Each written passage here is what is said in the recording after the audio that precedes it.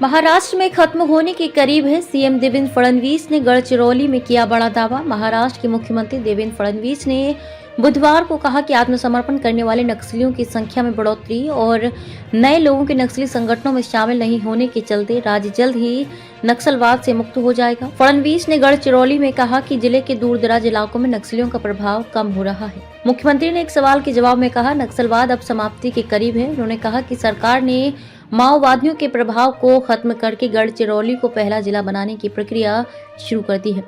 गढ़चिरौली को अक्सर महाराष्ट्र का अंतिम जिला कहा जाता है क्योंकि ये राज्य की पूर्वी सीमा पर स्थित है। फडणवीस ने विदर्भ क्षेत्र में स्थित जिले में 32 किलोमीटर लंबे गट्टा गर्देवाड़ा बांगीतुरी मार्ग और बांगीतुरी गर्देवाड़ा गट्टा अहेरी मार्ग पर महाराष्ट्र राज्य सड़क परिवहन निगम MSRTC की बस सेवाओं का उद्घाटन किया। मुख्यमंत्री ने कहा कि गढ़चिरौली सरकार के लिए प्राथमिकता सूची में अंतिम नहीं बल्कि पहला जिला है। नक्सलियों के प्रभाव से मुक्त हो रहा है क्षेत्र। देवेंद्र फडणवीस उन्होंने कहा कि आज जिस सड़क संपर्क का उद्घाटन किया गया है वह महाराष्ट्र को सीधे छत्तीसगढ़ से जोड़ेगा। उन्होंने कहा कि इसके अलावा क्षेत्र नक्सलियों के प्रभाव से मुक्त हो रहा है और लोगों को आजादी के 75 साल बाद MSRTC बस सेवाएं मिल रही हैं। फडणवीस ने नक्सलवाद के खिलाफ गढ़चिरौली पुलिस के काम की सराहना की और कहा कि लोग अब नक्सलियों का समर्थन नहीं करते और न ही कोई व्यक्ति प्रतिबंधित नक्सली संगठन में शामिल होना चाहता है। ये बहुत महत्वपूर्ण है।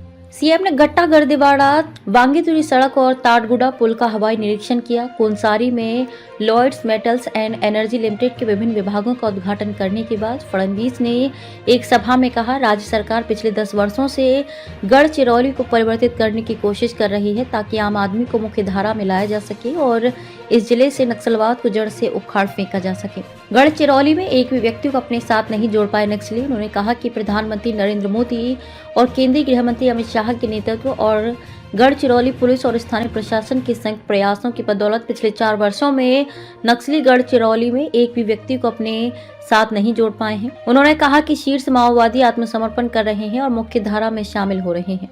मुख्यमंत्री ने कहा कि खनन से संबंधित उपक्रमों में गढ़चिरौली जिले में रोजगार के 20,000 अवसर पैदा होंगे।